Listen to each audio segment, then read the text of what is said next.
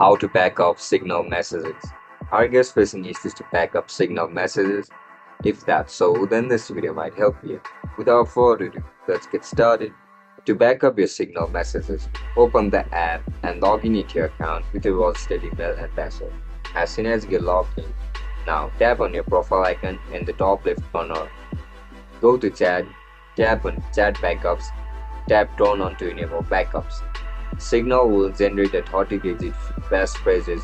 This is important. Make sure to write it down and keep it safe. You'll need it if you ever restore your backup. Once saved, tap Enable Backups and Signal will start creating an encrypted backup of your message, media, and settings. Backups are locally saved to your phone storage and update daily. And if you are not sure how to complete any of these steps, make sure to check out all the videos on this channel for full guidance. And that's it guys, that's how you're gonna back up messages on Signal. If you guys found this video helpful, don't forget to like, share and subscribe to our channel. I'll catch you up in the next one. Bye bye.